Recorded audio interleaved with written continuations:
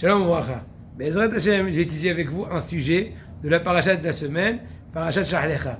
Comme j'ai tout à l'heure évoqué, c'est un sujet qui me tient à cœur, étant donné que c'est un sujet que j'ai développé devant mes élèves à l'Yeshiva de Ashdod, de notre maître Rabbi David Ania Pinto. Ça fait quelques années quand j'ai commencé à exercer avec les jeunes Bahurim. Donc c'est un sujet qui me rappelle une étape dans la vie très importante.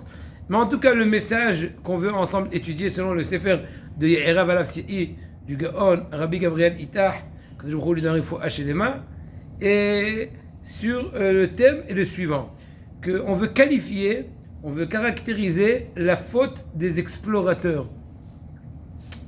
Qu'ils ont cru. 6h15.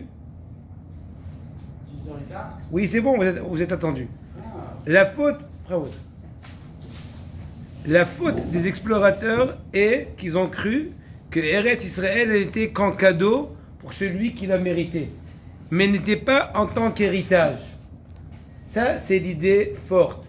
Maintenant, on va développer l'idée. Bezrat Hashem. Voilà. Dans le Midrash, il est évoqué. L'idée que je vais développer, vous avez compris? La faute des... Non, c'est Jean Paracha. La faute des explorateurs, c'est le fait qu'ils ont cru que Israël leur revient de façon que si on est méritant, mais pas en tant qu'héritage. Et là, c'était la source de toute leur erreur. On sait très bien tout ce qui a été engendré de la faute des explorateurs à cause du fait qu'ils ont remué. Attends, c'est bon. Du fait qu'ils ont... Non, c'est bon. Du fait qu'ils ont remué l'assistance, ça a causé qu'ils sont restés 40 ans, ils ont été punis. Les deux temples qui ont été détruits dans cette date-là difficile du 9 Av, etc. Maintenant, on va commencer avec un propos très spécial. Les propos très spéciaux du Midrash. Le Midrash dit Amar Rabbi Acha Gadol Patah. Le Midrash dit que Rabbi Acha Gadol, quand il a abordé le sujet de la parashat de la semaine, parashat Shalach Lecha, il dit comme ça, il y a un pasuk qui dit Yavesh Hatzir Naval Tzitz Udvar Elekim Lakim Le'olam. Traduction libre, c'est que même si les herbes vont se sécher, etc., qui veut dire que le monde peut se renverser, mais la parole d'Hachem tiendra à tout jamais. C'est l'idée qui est dans le pasuk. Et le Midrash d'amener un mashal, un exemple, un roi qui avait un bien-aimé. Et il a fait une condition avec ce bien-aimé en lui disant viens avec moi et je vais te donner un cadeau. Viens avec moi et en fin de compte tu vas être grandement et bellement gratifié. Il est parti avec lui et en fin de compte cet ami du roi, Hachem Ishmor, il est mort. Amar Amelech Livno Shel Ohavo. Maintenant le roi, en tant que récompense, il a appelé le fils de son bien-aimé, du bien-aimé. Il a dit Afapi Shemet Avicha Eni Ozerbi Matana Shamartilo. Bien que son papa Hachem Ishmor est niftar, il ne regrette pas sa promesse. Viens et toi tu vas prendre à la place du papa le cadeau que je lui ai promis, parce qu'il a été un vaillant citoyen, un vaillant ami, un vaillant... Voilà, il a été avec moi fidèle. Amen. Ainsi, il dit le Midrash, Hameler Zemer Machamachem Kadosh Baruch Hu, Vohev Ze Avraham. Le roi, c'est le maître des maîtres, à Kadosh Baruch Hu dans le Mashal. Et le bien-aimé dans le Mashal, c'est Avraham Avinu, de mémoire bénie. Amar lo Kadosh Baruch Hu, Lech Imi. Kadosh Baruch Hu a dit Avraham Avinu, viens avec moi. Quitte ton lieu natal, quitte ceci, quitte cela, ne pose pas de questions. Comment dirais-je, une croyance aveugle, une foi extraordinaire. V'kacho omer, itna imo sheitel lo matana, shene'emar, kum italer ba'aretz, baruch haba. Il lui a dit, il a promis un cadeau. Quel est le cadeau? Il lui a dit, va et promène-toi sur la terre. Donc la récompense d'Hachem vis-à-vis de Avraham Avinu qui lui a dit viens promène-toi sur la terre d'Israël, voilà le cadeau que je te donne et si tu vas continuer dans la foi que tu as en moi, etc. אמר לו הקדוש ברוך הוא למשה אף על פי שהתניתי עם האבות ליתן להם את הארץ ומתו איני עוזר בי אלא בדבר אלוקינו לקום לעולם. Et là les propos un peu comment dirais-je pas compréhensif du Midrash, qui te dit que Hachem, donc là aussi, il dirait à Moshe Rabbeinu, bien que j'ai promis la terre aux patriarches, entre autres Abraham, et ils sont déjà décédés, je vais quand même accomplir ma promesse vis-à-vis de descendants. Bon, déjà les questions se comprennent d'elles-mêmes, se posent d'elles-mêmes, mais on va quand même mettre en évidence les points essentiels sur lesquels on veut un peu réfléchir. Tout d'abord, première question, et ça c'est important à Botaï. Ouais. Tout d'important, on fait tikkun de toutes les fautes. Le Midrash, il faut le comprendre ce Midrash là. Pourquoi? Parce que la promesse que Kadosh Baruch Hu a fait a été à l'oracle Avraham et la gamme les Arons. Regardez bien, Rabotai, c'est marqué dans Bereshit. Perek Yudevet Pasuk Zayin, les Zaracha et Tenet Azot. Donc le Mashal et le Nimshal, l'exemple et comment dirais-je, voilà, et l'exemple donné et ce qu'on veut et la réalité ne sont pas compatibles. Parce que Kadosh Baruch Hu, quand il a promis à Abraham, il a promis aussi à ses descendants. Et aussi, le deuxième pasuk qui ramène le Midrash qu'on vient de citer tout de suite. Comment il dit le Midrash? Ki kol haaretz sharata roe lecha etenena. Hayem sharta pasuk za'achad olam. Donc un autre verset qui dit aussi que je donnerai le pas qu'à toi et aussi à tes générations à tout jamais. Bereshit Yud Gimel pasuk Letvav. C'est marqué aussi un autre pasuk dans Perek Tet Zayin pour finir. Pasuk Het. Natati lecha za'acha hachet haaretz begorecha. Donc une question qui se pose. Quel est le rapport entre l'exemple et la réalité? L'exemple c'était qu'il y aurait un roi qui aurait promis qu'à son ami, mais il était quand même gentil, il a accompli même vis-à-vis du fils de son ami qui est mort. Mais là, Kadosh Baruch Hu, qui a dit à Moshe, Matrafsh, n'aie pas peur, je vais accomplir ça même avec les descendants de la génération. Mais non, mais de toute façon, comme on dirait, c'est de l'acquis. C'est pas une bonté, c'est pas une chose supplémentaire, c'est ce qui a été contracté. En tout cas, ce qui a été promis. Alors là, pour comprendre cela, voilà, Hazak, oui, on retourne dans le business, même dans l'étude. Et comme tu la vine, Maya et Amragé. Maintenant, pour un peu rentrer dans le vif du sujet, n'est-ce pas? Parce que n'oublions pas que cette introduction du Midrash n'est pas tombée du ciel, elle est en rapport avec la paracha. Le Midrash parle ça sur la paracha des explorateurs. Donc un peu pour bien comprendre le fond de ce Midrash, il faut aussi comprendre quelle était en fait la faute des Meraglim. Il est vrai qu'on peut s'allonger en long et en large, et à 70 faces ou même 70 000 faces. Mais en tout cas pour nous, et on va essayer de trouver un certain itinéraire de réflexion pour arriver à certains points, à certains messages que j'ai tout à l'heure évoqués dans le titre du sujet qu'on a donné. En tout cas,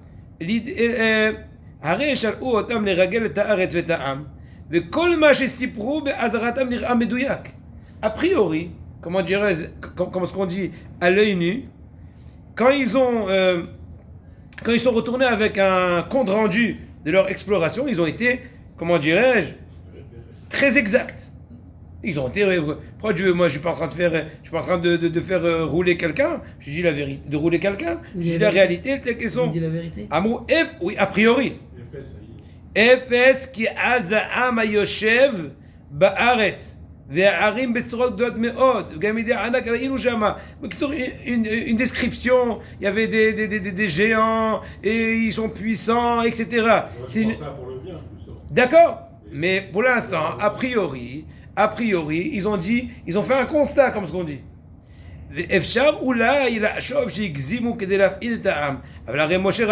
A priori, on aurait pu penser que le premier reproche, de la façon dans laquelle ils ont donné un compte rendu de leur exploration, il est tenu au fait qu'ils ont un peu poussé la dose. C'est vrai que tu as été exact, mais pas trop. Tu as été un peu, comment dirais-je, dramaturge, tu as poussé la dose. C'est pas vrai. Parce que Moshe Rabbeinu, lui-même, à la fin du Chumash, à la fin de Devarim, dans Chumash Devarim, quand lui-même est en train de décrire tout l'état de choses qu'il y avait en Israël, en Canaan, eh bien il te dit, lui-même, il utilise des termes pas moins effrayants, lesquels Shema Israël, écoute bien Israël, vous vous apprêtez à traverser le Jourdain pour venir donc faire la guerre et conquérir toute la terre d'Israël, etc. Attention, Goyim Gdolim Atsumimecha, des peuples qui sont beaucoup plus forts que toi, plus puissants. C'est vraiment pas encourageant. Arim Gedolot Tsurot Bashamaim, des villes fortifiées qui sont jusqu'aux cieux. des gratte-ciel, c'est Théomim qui n'existe plus d'ailleurs. Comment ça s'appelle? Les tours jumelles, etc. Et Am Gadol Varam, Bnei Anakim, un très grand peuple, fils des géants, que toi tu connais très bien, tu les as bien entendus, dit mon cher Rabbeinu, qui peut se tenir devant les gens? Il dit, mais merci mon cher. Alors toi, tu nous as vraiment dégonflé. Encore, il y avait encore un peu d'air dans le ballon, mais là vraiment, c'est un torchon. Ok? C'est la question qui se pose. Mais maintenant, avançons. Kalev ben Yefouné et comment ça s'appelle? Kalev ben Yefouné Amrou, lo nuchal la'alot ki azaku mimenu. עוד פעם, אמנם בתגובה על דברי כלב בן יפונה, אמרו לא נוכל לעלות כי עזקו ממנו, שחז"ל מסבירים כלפי מעלה אמרו. Nos sages disent dans le Midrash, disent dans la Gemara, que là, il y a eu de la kfira, un comportement d'hérésie. Pourquoi? Parce que, traduction littérale du Passouk, Ka'azaku mimenu, traduction littérale, le peuple est plus fort que nous. Mais eux non, il a dit que par rapport à Kadosh Baruch Hu, Hazve Shalom, comme pour dire Hazve Shalom que le peuple des Canaanim est plus fort qu'Hachem, donc on n'est pas couvert, on est fichu, on est perdant d'avance.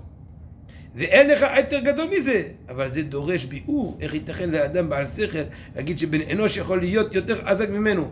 Donc maintenant on a peut-être un peu plus avancé dans l'analyse que le reproche qu'on ferait peut-être aux explorateurs quand il y a eu une discussion forte entre les Yoshua et Kalev, et surtout Kalev qui a fait semblant de les faire taire, il a fait, après il a bouleversé. C'était un système pédagogique pour essayer de bouleverser la situation. Mais ça n'a pas marché quand même. Et eux, en réaction de sa tentative, ils ont dit la kfira. La question qu'ils se posent. Attends, c'est des gens qui ont un minimum de bon sens. Comment on peut, d'une seconde à l'autre, complètement changer de cap? N'oublions pas qu'un jour la kippa, on est tzadikim. Attends, des gars qui disent, écoute, moi, chez Mishmor, je suis plus croyant. Chez Mishmor. N'oublions pas que nous sommes aussi dans la génération de ceux qui ont vu la sortie d'Égypte, le don de la Torah, la coupure de la mer, et ça c'est en plus les chefs des tribus, qui sont, n'en parlons pas. Alors là, nos sages nous disent, dans Masechet Erchin, Daftet Zayin, sa fameuse Sugia de la Shonara, que la Hafetz Haïm amène dans son Sefer, pour apprendre là-bas beaucoup de halachot, le Rambam aussi. Eh bien, il te dit comme ça, écoutez très bien Rabotai, la Gemara dit, מסבירים את הפסוק הזה כך, בעל הבית הקדוש ברוך הוא אינו יכול להוציא את כליו משמה.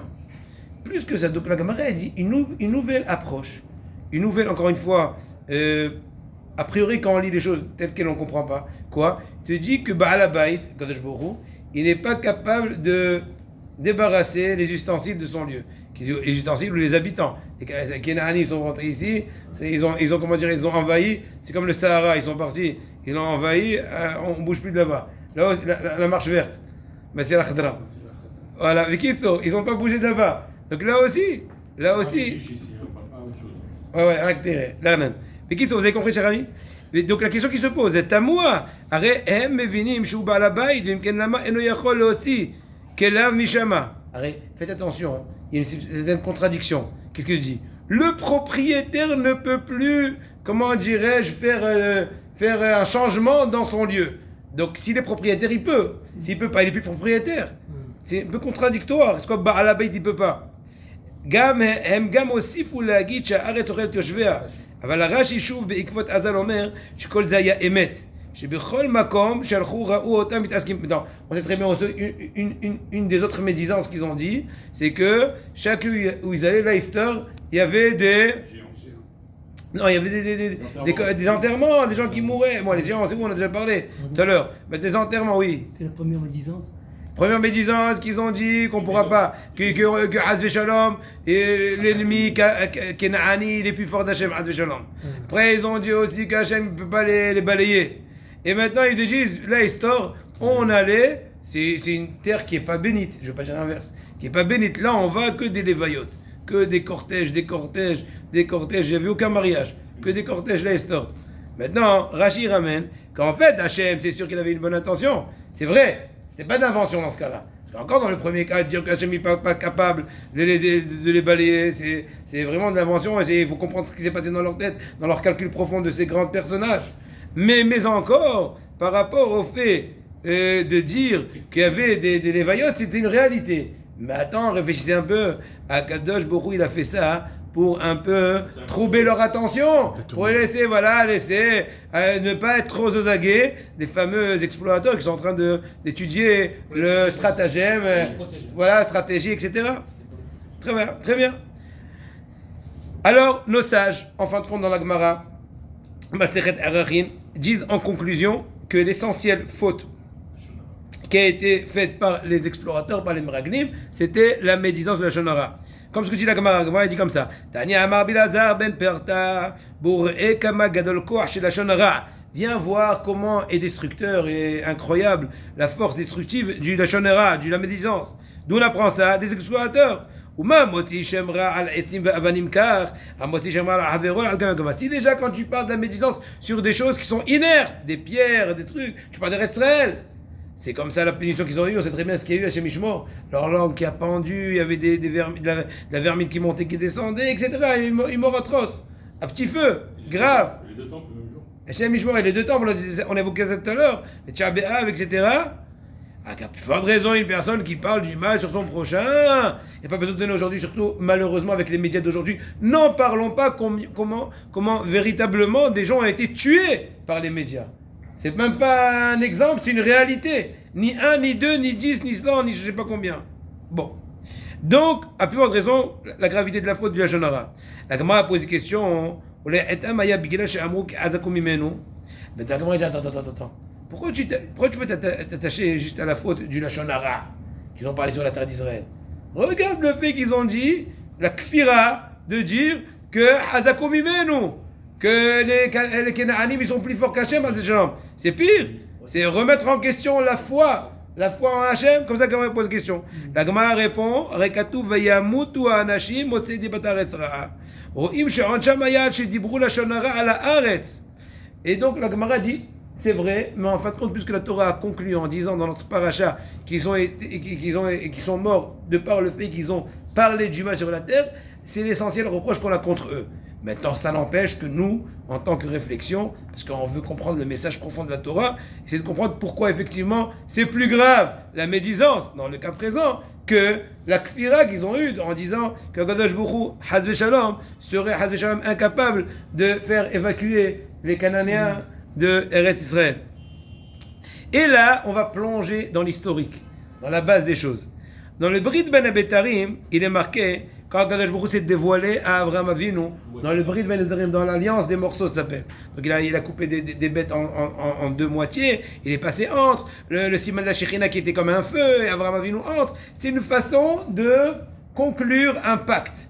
De même que les deux moitiés sont dépendantes, on ne peut être un entier qu'on est deux moitiés, et chaque moitié toute seule elle vaut rien. Ainsi, exactement. Ainsi, quand on fait un pacte avec autrui, c'est comme pour dire, dès aujourd'hui je déclare que je suis une moitié à toi. Je ne peux rien sans toi, et toi, entre guillemets, tu ne peux pas sans moi. Bon, dans le cas d'Hachem, c'est pas le cas, mais c'est une façon d'exprimer son ultime, comment dirais-je, attachement. Alors, אני השם אשר הוצאתך מארץ מצרים, מוכסדים, לתת לך את הארץ הזאת, וישתבח השם אלוקים במעדה. On sait très bien la question qu'Abraham Avinu l'a dit. Hachem lui dit, il se dévoile à lui dans cette alliance-là, il lui dit, tu sais, c'est moi qui t'ai sauvé de la fournaise. Voilà, de Ur-Kasdim, de la fournaise. Et maintenant, oui, Ur-Kasdim. Et c'est maintenant, tu sais, sache que je vais donner à ta génération Eretz-Israël. Matrav, je suis avec toi. Il dit, Hachem, une petite question. Il dit, allez-y. Je dis, comment, donne-moi un petit signe. Attends. Tu veux que je te... T'as pas confiance? Dis-moi. Et puis, Azal Ayakan, Vitadavam Avinu, Oser Imon. Nos sages, selon la grandeur de la personnalité dit Abraham Avinu, ils reprochent à Abraham Avinu un manque de confiance, de émouna, de foi. Et c'est pour ça que, en fait, est venu Brit Ben Abetarim pour certifier. Cette alliance est venue certifier cette promesse-là. Vu le dévoilement et la question d'Abraham Avinu, bien que Kadosh Baruch Hu, donc nos sages ont dit qu'il y a eu un reproche contre lui. Et maintenant, la question qui se pose, pour comprendre un peu cette discussion, si l'on puisse dire, entre Abraham Avinu et Kadosh Baruch Hu, deux questions. Primo, deux passages auparavant, dans le même sujet, il est mentionné que Abraham Avinu a eu confiance en Hachem, et Hachem... Ah, on va voir. Et Hachem, il a considéré cela comme c'est un casse du volontariat, une bonne volonté. Hachem lui a dit, Hazak kol hakavod. Donc on voit a priori que le pasouk met en évidence, glorifie la émouna d'Avraham Avinu. Secondo, deuxième question qu'il faut comprendre. Vous entendez? Déjà 3 fois auparavant, la terre a été promise auparavant dans les parachutes d'avant, avant la parachute de Ben Betarim, Avraham Avinu. Primo, Bereshit Yudbet Yudzayin, c'est marqué les Zar'acha eten et aretz azot. Je vais donner à ta génération la terre. Secondo, regarde, Yud Gimel Tetvav, qui est kol haaretz asher ata ro'eh lecha etenena zar'acha. Là aussi, je donnerai à toi et ta génération. Et pour finir, Kum italer ba'aretz orka orba ki lecha etenena. Un autre pasuk dans Yud Gimel Yud Zayin dans Bereshit, que encore une fois, 3 fois la promesse. Et la question qui se pose, Avraham Avinu, dans tous ces 3 cas de figure, toutes ces 3 occasions, il a été serein, il a été apparemment confiant, il a souri, et tout allait bien. C'est une belle promesse. Et là, pitom, Brit Ben Betarim, il faut lui promettre, lui poser des questions, on lui reproche. Qu'est-ce qui s'est passé? La réponse, et là on commence à toucher au sujet des Meragelim. Mais avant, déjà on va parler à l'étymologie des choses dans Avraham Avinu toujours. Que quoi? Béchaloch, hein? J'ai dit, Ravita. Chalita. Ouais. C'est le maître de mon père. Voilà, j'ai tout dit au préalable, tu le verras après. Ah, il a Sifri? Ouais. Oui. Et là, c'est un livre qu'on a déjà étudié ensemble avec les élèves. C'est un livre qu'on a étudié ensemble avec les élèves jour à jour, surtout lui, mon cher ami Raphaël. Et on l'a fini ensemble. Dommage, on a fait peut-être 70 cours, jour pour jour, et tout a été, comment dirais-je. Alors voilà, maintenant, viens te délecter la terre, savoir quoi dire entre le poisson et la viande pendant Shabbos. Non, même avant. Et là, chez Béchaloch, Haftaot Arishonot, Hashem Iftialo Blashon Matana. Les 3 premières reprises que j'ai citées, le langage de la promesse d'Hachem vis-à-vis d'Avraham Avinu pour la terre promise pour lui et ses descendants était dans un langage de cadeau. Faites attention, je dis rapidement, les Zar'acha eten et aretz azot. Ket kol haaretz asher ata ro'eh etenena. Kum itelach ba'aretz orka orba ki lecha etenena. C'est pas marqué que je vais te la faire hériter aux riches. Non, je t'ai donné cadeau. Attention. Quand je vais te donner un cadeau, c'est moi qui décide pourquoi. Pour une raison ou pour une autre, t'as de beaux yeux. Je te donne un cadeau. C'est moi qui décide. Il n'y a pas trop. L'accomplissement de la promesse du don d'un cadeau n'est pas trop dépendante de circonstances futures. C'est, comment dirais-je, intrinsèque, c'est sens unique. Mais à la rigueur, si au bout du cours, à une étape, tu es plus méritant, puis que je t'ai fait la promesse, je te la donne quand même. On va un peu réfléchir. Dans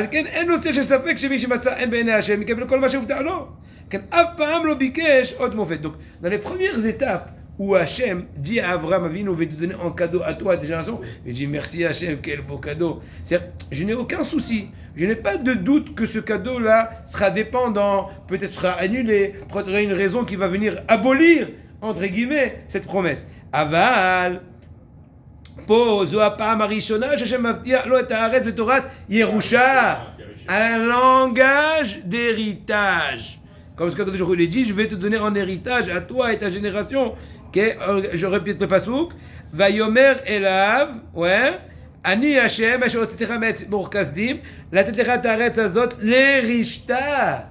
L'hérita, c'est l'hérité, en héritage. latetecha ta'aretz azot, l'hérita. Yerusha mekabel ben haraoui ben sheno raoui. זאת אומרת שזרעו זכאי לקבל את הארץ, אפילו מגיע לו על פי מעשיו. Donc maintenant, je corrige un peu quand même. Je veux corriger un peu l'idée, c'est pas grave. Je répète. Donner un cadeau, c'est un élan. Une fois que je l'ai donné, c'est donner, reprendre, c'est voler, entre guillemets. Donc quand Akadosh Baruch Hu, au préalable, il a déjà promis, c'est déjà donné. Une question de temps. Ils vont rentrer. Maintenant, même si je pousse l'idée, au bout du parcours, entre le moment de la promesse et le moment d'accomplissement de la promesse, il y aurait une raison qui serait bonne pour abolir? Non.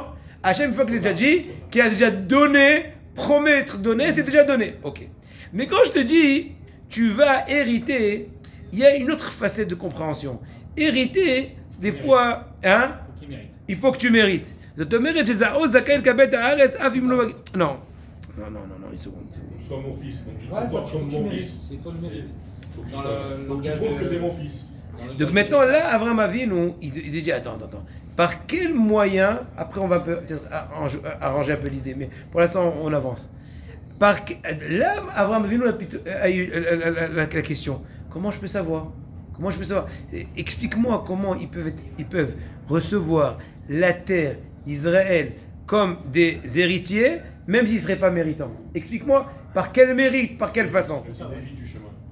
Oh, maintenant j'explique. Le Rav continue à expliquer. זה נעזור לפרשת שילוח המרגלים, וכבר נטבלת בזה. לפי הנראה שזה בא בסמיכות פרשת אלדד ומדד, שהיו מתנבאים במענה, רש"י אומר שנבואתם הייתה משה מת יהושע מכניס. C'est très bien à proximité de la paracha de Eldad ou Medad, qui est en train de prophétiser que Moshe Rabbeinu risquerait devrait mourir et Yoshua le succéder. Alors Moshe Rabbeinu, Yoshua il a dit à Moshe Rabbeinu, mets-le en prison, c'est quoi ça? Il dit que tu vas mourir et tout. Moshe Rabbeinu dit mais moi j'ai pas de souci, que tu sois prophète, etc. C'est le contexte. Maintenant tout de suite après il y a eu la paracha des Meragelim. כן? וידוע שהנהגת משה הייתה לפי מדרגתו למעלה מן הטבע. המן, הבאר, הנקבות, 10 מכות, קריעת ים סוף. On sait très bien que tout le comportement, ou plutôt on va dire le gouvernement, ou plutôt la direction de Moshe, était dans un degré, dans une sphère qui est au-dessus du rationnel, au-dessus du naturel. La manne, le puits qui retournait d'ailleurs par le mérite de Moshe, aussi les nuées, tous les miracles qui ont été faits par le dirigeant, par le berger, Moshe Rabbeinu. ואם הנהגה עוברת לידי יהושע, הרי שהכל יתנהג לפי חוקי הטבע.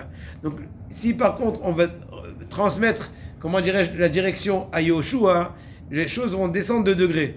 Yoshua, il se comporte un peu plus de façon, ça ne veut pas dire que Yoshua n'était pas illustre, mais relativement à Moshe, c'était plutôt un comportement, on va dire, de façon un peu plus, entre guillemets, naturelle.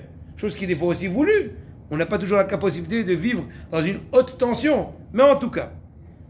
המלחמה היחידה שהייתה בדרך הטבע נגד עמלק הייתה בהנהגת יהושע. ואם יהושע הוא שהכניס את עם הארץ, regardez par exemple la guerre. La première guerre qui a été faite dans l'histoire de façon, on va dire ça, naturelle, entre guillemets, a été faite par qui? Par Yoshua. Moshe Rabbeinu, c'était à col, comment dirais-je, la guerre électronique.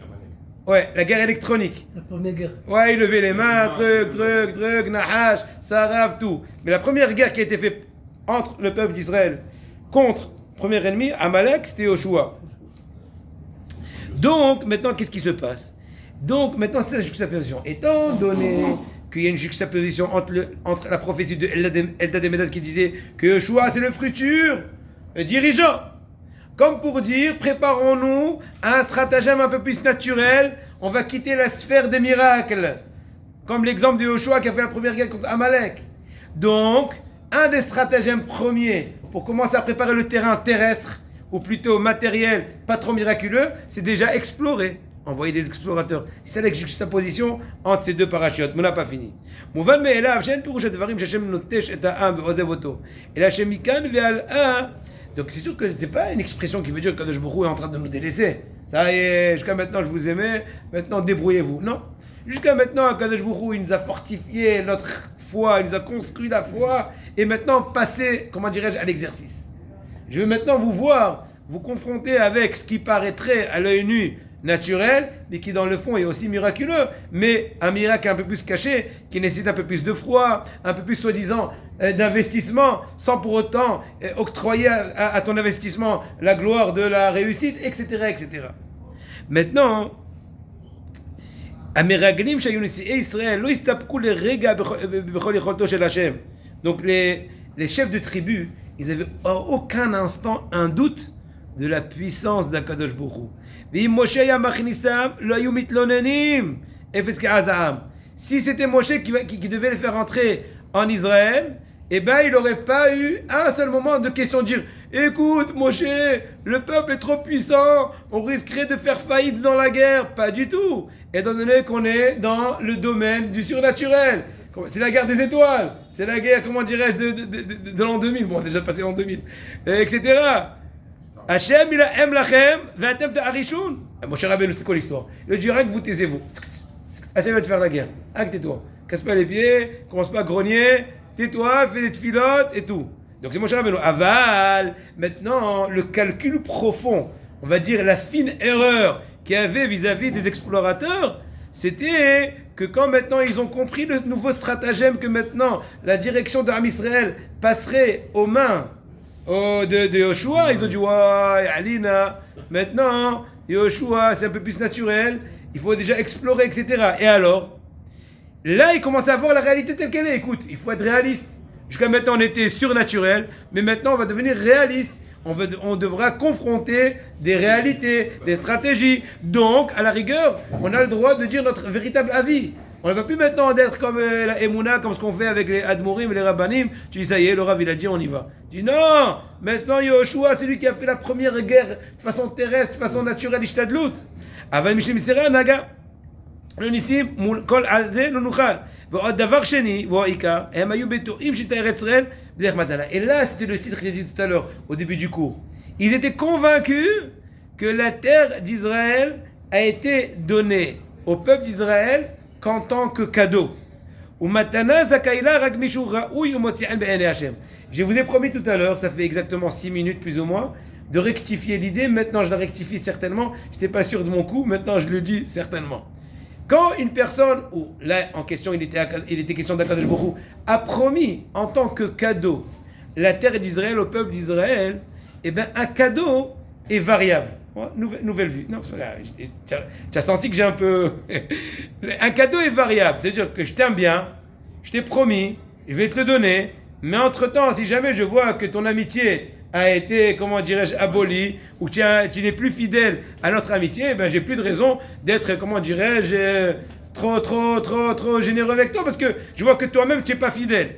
Là, c'est un cadeau. Attends. Alors qu'un héritage, c'est intrinsèque. Il dit, c'est le fils de son père. Il dit, mais il n'est pas méritant. Il dit, qu'est-ce que tu vas faire? Ils ont les mêmes gènes, ils ont la même ADN, qu'est-ce que tu vas faire? Et ils ne méritent pas d'atteindre la ouad, c'est ce qu'il y a. Donc maintenant, on retourne à l'idée. Donc il y a deux optiques. Est-ce que Eretz Israël a été promise en tant que cadeau ou en tant qu'héritage? En tant que cadeau que si on est méritant, ou en tant qu'héritage de façon intrinsèque? Alors tout à l'heure on a développé l'idée que Avraham Avinu, pourquoi il a eu la question Bameda, Hachem, je t'en prie, je comprends pas trop. Comment tu peux leur promettre en tant qu'héritage? On a expliqué le fin fond. Si tu leur avais promis comme les 3 premières fois, en tant que cadeau, comme ce qu'on a cité les versets tout à l'heure, je n'ai pas de question.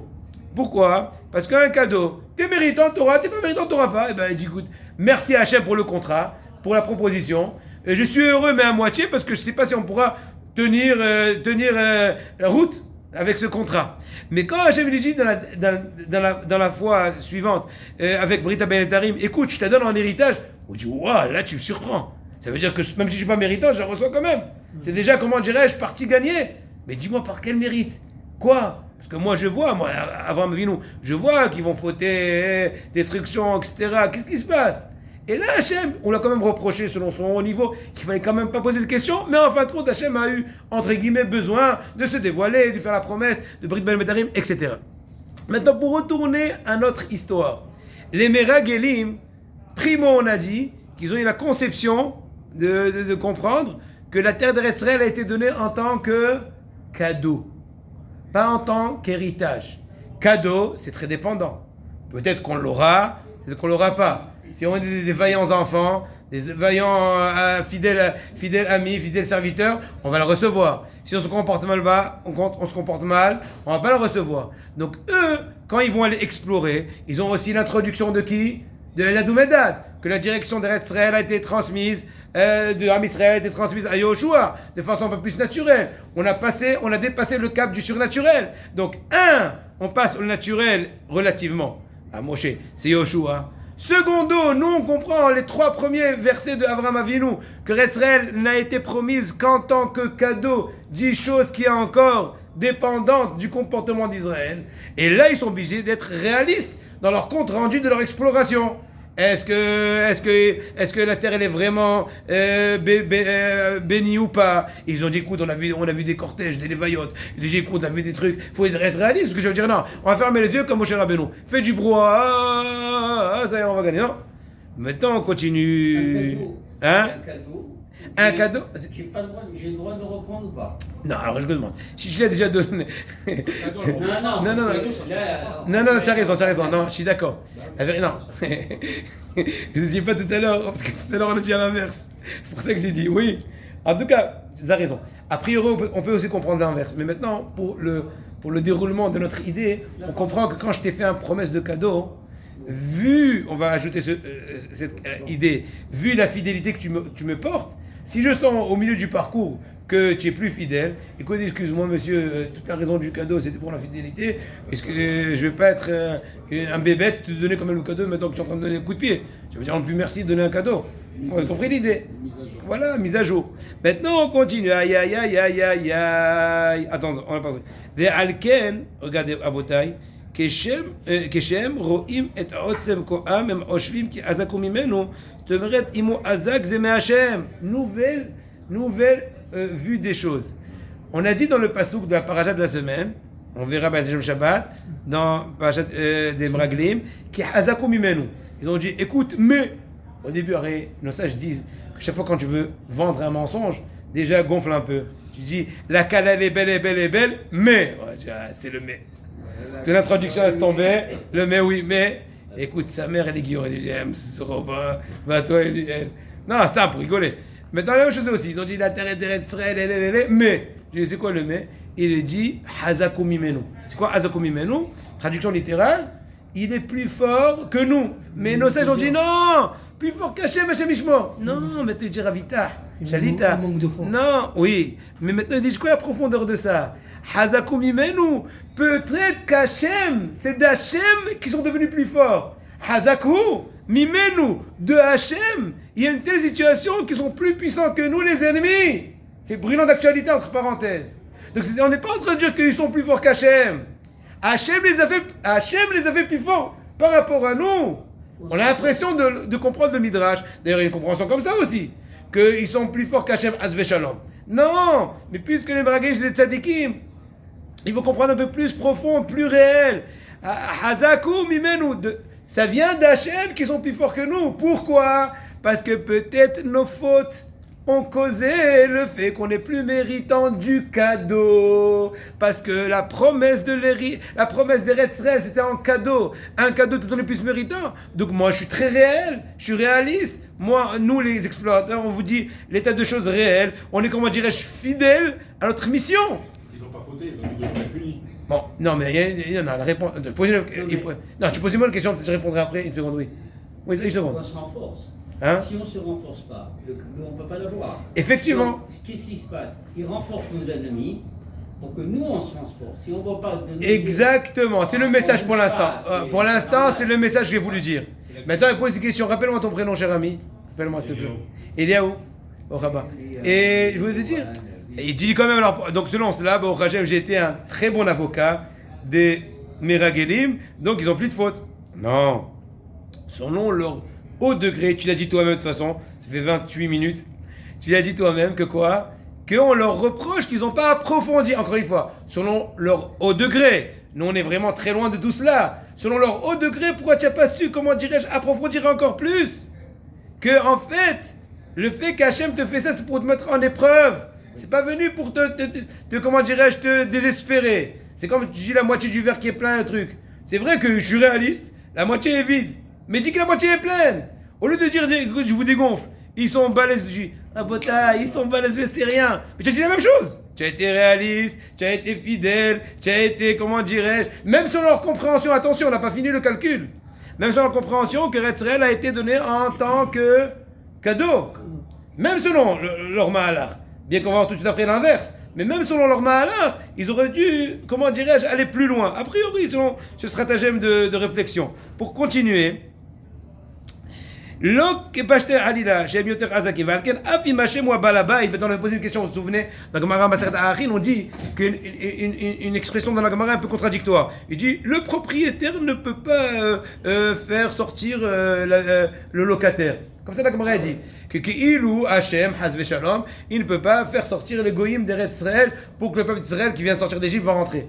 Je dis non, c'est pas ça. Que tu dis non, et nous יכול להוציא לא מפאת עושה יכולת, הרי הוא הבעל הבית, אלא מצד שהוא שופט כל הארץ בלא משוא פנים. Quand on dit que le propriétaire, il ne peut pas, c'est pas au niveau technique qu'il ne peut pas. Parce que si tu l'appelles propriétaire, qui dit propriétaire, donc il a le pouvoir de faire tout ce qu'il veut dans son lieu. Mais non, il est entre guillemets, limité par les règles que lui-même il a inculquées. Lesquelles? Que je vous donnerai, vous, le droit de rentrer à la place du précédent locataire, dit les Cananéens, que si vous êtes méritant pour le cadeau. Donc c'est un approfondissement des idées, ça. ובכן, מה הייתה טענתו של כלב? הוא השתיק את העם ואמר להם, עלו נעלה וירשנו אותה.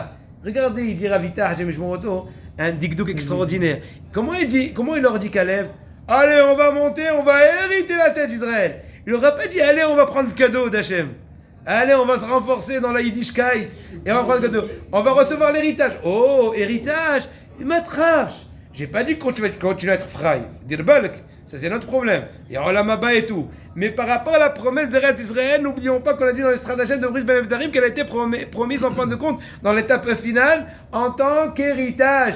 Héritage, c'est conditionné de rien.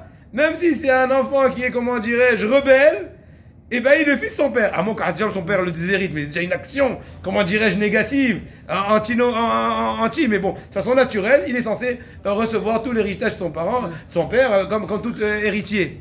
Et là, c'est ça le fin fond de la discussion profonde entre Caleb et les autres explorateurs. Vous vous dites qu'il faut un stratagème naturel, que sont les méritants du cadeau. Moi, je vous dis, on va venir dans le stratagème, dans le cadre de héritage, même si on n'est pas méritant.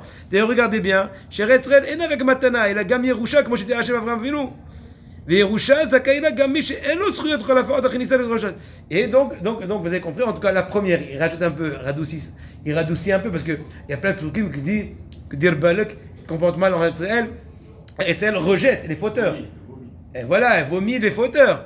Donc il dit le Rav, en tout cas pour la première rentrée du peuple d'Israël, de l'Égypte, en Eretz Israël, c'était, même s'il ne serait pas méritant. Maintenant c'est sûr que pour continuer, il faut aussi un droit de certificat d'hébergement. Il y a déjà rentré, après un certificat d'hébergement. Ça me rappelle quand on faisait le visa. Amène de ton oncle le certificat d'hébergement.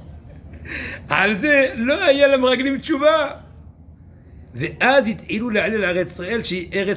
Donc une fois que, entre guillemets, selon cette réflexion, les Meraglim, ils ont perdu cause.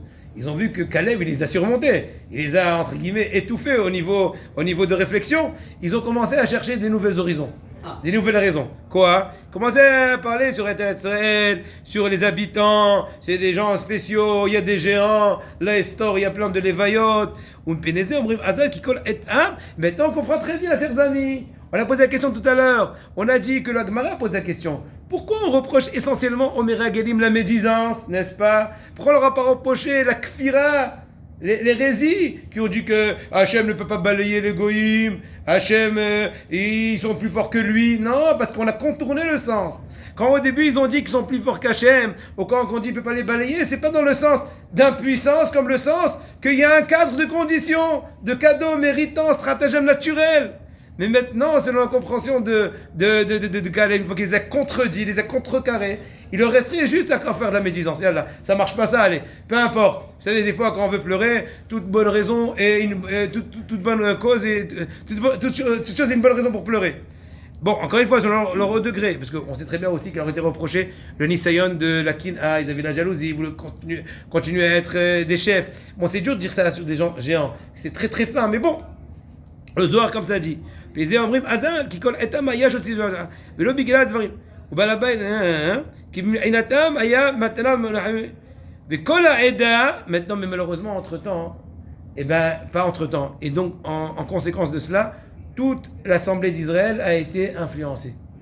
Et oui, quand tu fais rentrer un peu de venin, un peu de mauvaise, tu fais commencer à pleurnicher, gamin, non. C'est comme un virus, va savoir quand est-ce qu'il va sortir. וכל העדה שהושפעו מדברי המרגלים לא שוכנעו בדברי כלב. Ça y est, ils ne pouvaient plus écouter Caleb. Ça, ils ont mis des boules qui est. Maintenant, ils sont avec eux. Ah oui, des gens qui studient pour Alina. Et tu dis, ils sont morts tout le temps. Il dit, oui, je te raconte pas. Des centaines tous les jours.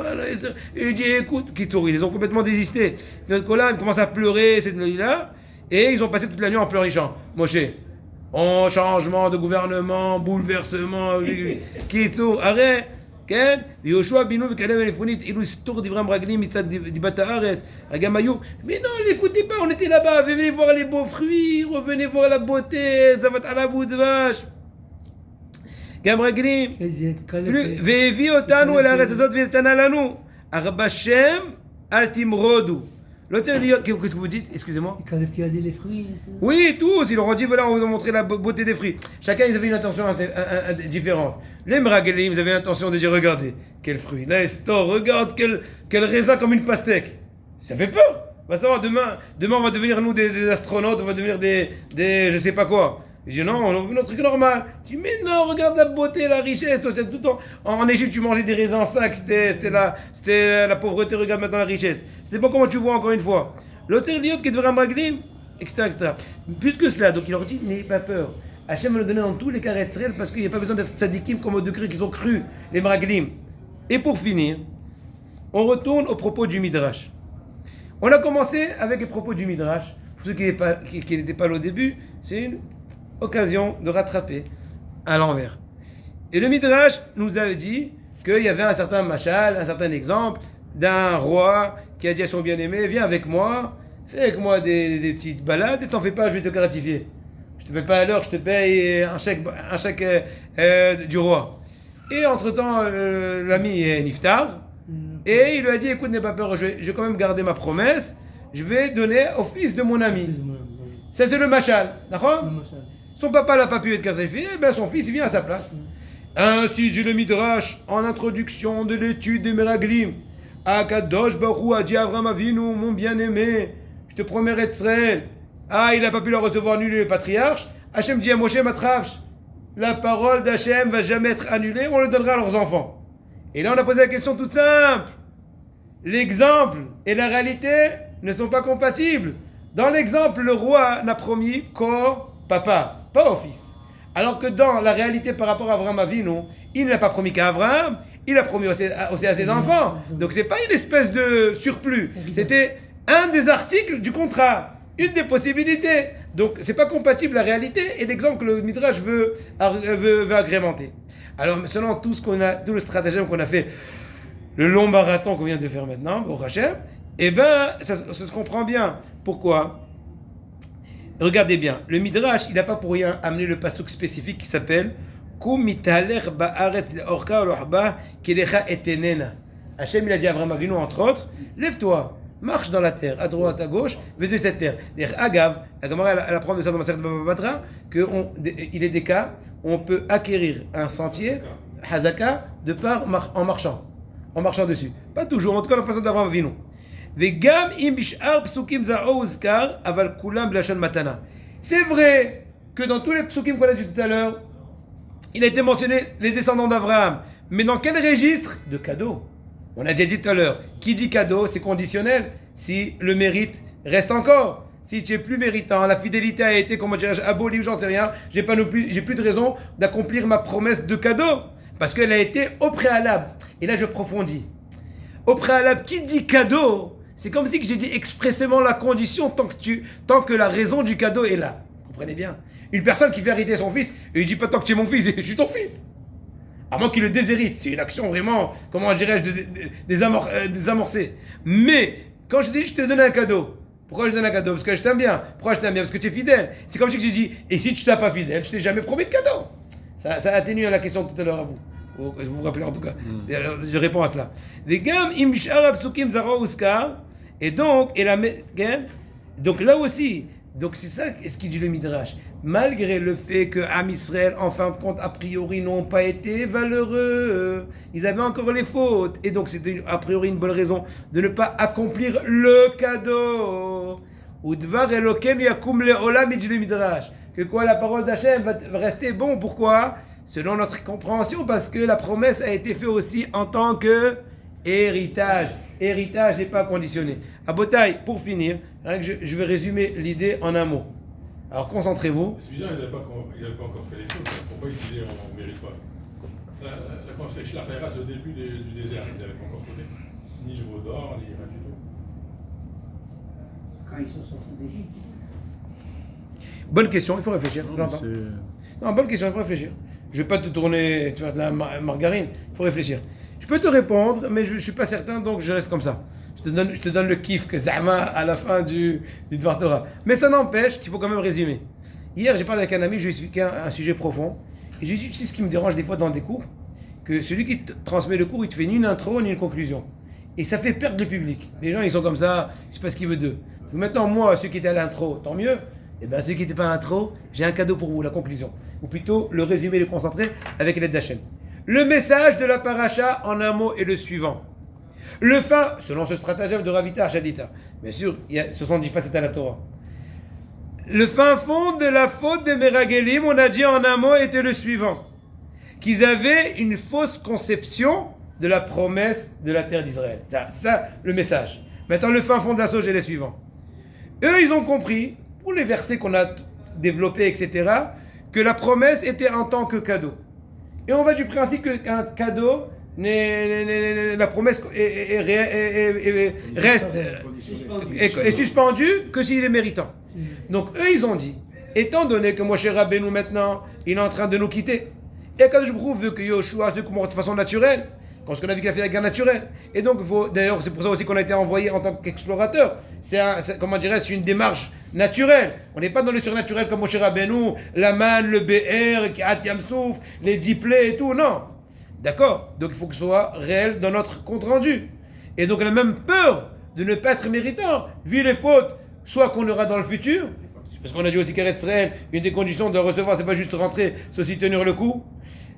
Tu as compris? Et donc, par rapport au futur, peut-être que par rapport au futur, Akadosh Baruch Hu verrait cette condition et endurcira les conditions de pouvoir être méritant de recevoir le cadeau. Et là, c'est leur erreur. Caleb est venu leur dire non, vous n'avez pas compris. Abraham Avinu, au début, quand il a reçu la promesse en tant que cadeau, il n'a pas posé de question. Quand il a posé cette question, quand Hachem lui a dit, je vais te donner en héritage, même si vous n'êtes pas méritant, il dit, c'est une bonne nouvelle. Dis-moi comment. Brit Ben Abetarim. Il a dit, Alona ale veyarash nota. C'est en tant qu'héritage, mais si on n'est pas très méritant, pourvu qu'on ne va pas avoir une rébellion contre Hachem. Mais il faut garder la Emouna au moins. Et maintenant, on comprend le fin fond. Quand la Gemara a dit que tout ce qu'on reproche au Meraglim, c'était pas l'hérésie de dire Chazakou Mimenu, ou bien que le Baal Habayit ne peut pas les balayer. Parce qu'ils n'étaient pas en train de dire ça de façon péjorative selon cette explication. Ils ont dit ça de façon réelle, ils étaient réalistes. Écoute, selon les conditions, entre guillemets, le Baal Habayit lui-même a mis en condition que si on n'est pas méritant, il ne peut pas rentrer. C'est pas qu'il ne peut pas, s'il veut quand même, il y a toujours, comment dirais-je, faire une dérogation. Mais maintenant, on ne parle pas de dérogation. Et là, tout ce qui a été reproché à Meraglim, c'est la médisance. Pourquoi? Parce qu'ils ont commencé à dire, regarder les aspects négatifs pour essayer, un tant soit peu, vu leur négia, vu leur très fine intérêt de perdre peut-être la Nessiout, etc. Hazakim ou Brouchim? Ouais, c'était pire qu'un marathon. Non, pas pire, c'était mieux qu'un marathon.